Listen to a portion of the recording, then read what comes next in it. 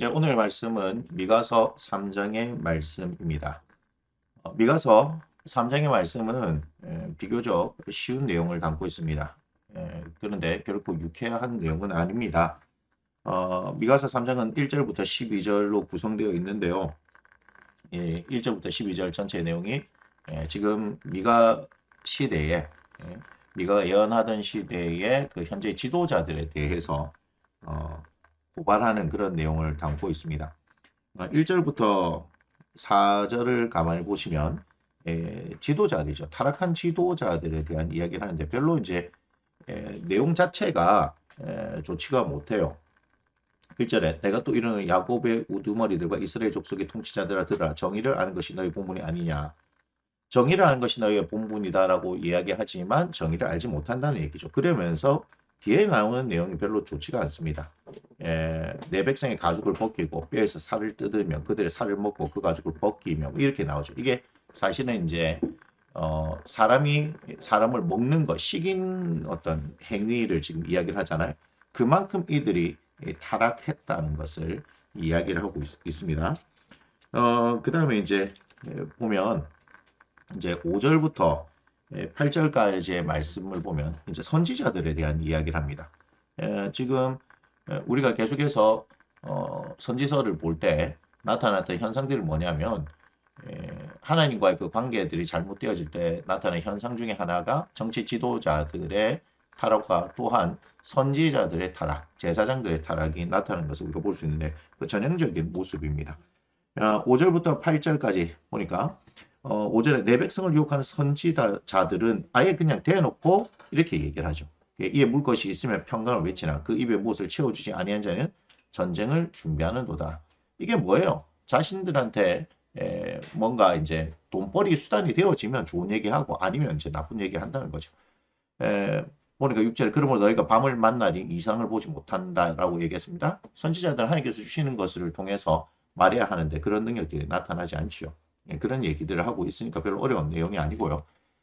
그래서 이제 9절부터 이제 12절을 보면 그래서 이들에게 하나님께서 심판을 내리시겠다 이렇게 이야기하는 거예요. 다시 말하면 1절부터 4절은 정치 지도자들, 그 다음 5절부터 8절은 이제 선지자들이 어떻게 그들의 권력 또한 직분을 이용을 해서 자신들의 배를 불리며 또한 백성들을 착취했느냐 하는 것을 이야기합니다. 그러니까 당연히 하나님께서 이들 가만히 두지 않겠죠. 보니까 9절에 이렇게 말씀하시죠. 야곱 족속의 우두머리들과 이스라엘 족속의 통치자들 곧 정의를 미워하고 정직한 것을 국회하는 자들아 이렇게 말씀하고 있습니다.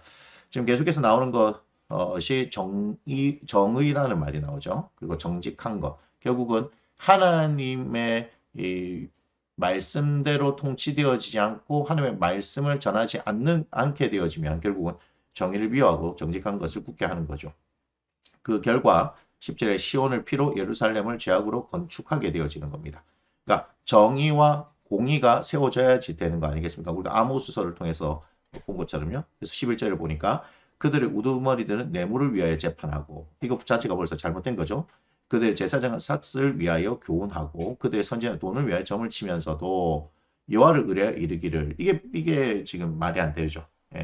결국은 돈에 따라서 자신들의 이익에 따라서 움직이면서 결국은 여호와를 의뢰하여 이렇게 말합니다. 이것 자체가 모순된 거죠. 여호와께서 우리 중에 계시지 아니하냐 재앙이 우리에게 임하지 아니하리라. 하나님께서 그들과 함께 하신다라고 하는 이거 거짓말을 하는 겁니다. 우리 이런 착각을 하면 안 됩니다. 말씀을 전하는 저 자신도 제가 목사로서 만약에 어떤 저의 유익을 위해서 교회나 성도들을 이용하는 것이 되어지면 하나님의 영은 저와 함께 하지 않습니다. 이건 너무나 정확한 사실입니다.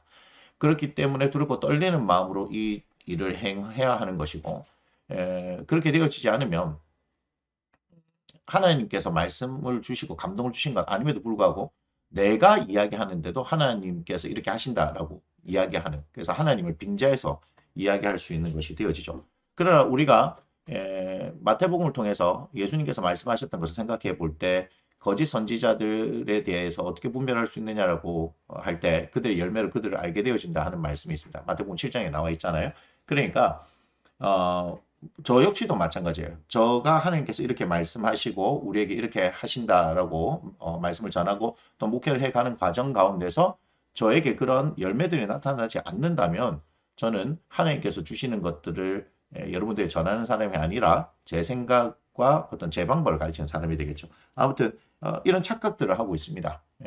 사실 이들은 전혀 하나님에 대한 신뢰가 없다라는 것이죠. 12절 이러므로 너희로 말미암아 시온은 갈아엎은 밭이 되고 예루살렘은 무더기 되고 성전에 사는 숲들의 높은 곳이 되리라 이렇게 얘기합니다. 결국 하나님께서 계시는 그 곳이 하나님이 계시지 않는 곳이 되는 거죠.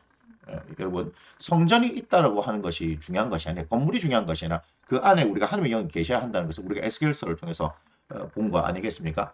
결국은 이 지도자들이 하나님을 신뢰하는 것, 하나님을 경외함이 없기 때문에 그들이 정의를 미워하고 그죠?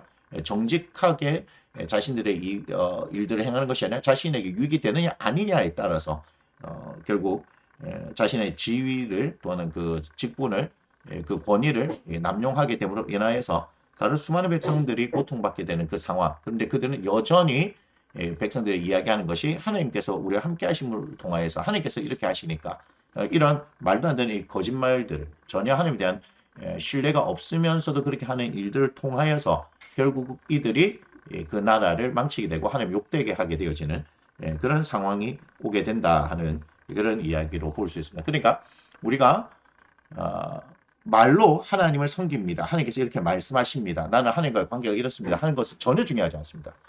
분명한 것은 우리의 삶 가운데 그 하나님 관계가 분명하게 되어진다면 열매를 통해서 나타나기 때문에 우리가 과연 우리의 삶 가운데 열매가 드러나는가 또한 다른 사람들의 삶 가운데서 그 사람의 삶 가운데서 그런 거룩한 열매가 드러나는가 하는 것을 우리가 살펴보면은 그 사람의 정확한 상태를 알 수 있지 않겠습니까?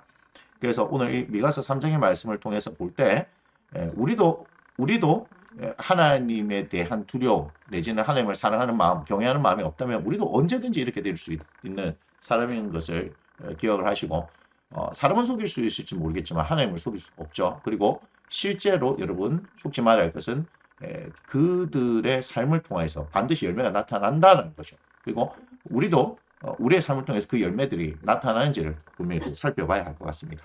미가서 3장의 말씀은 여기까지 하겠습니다.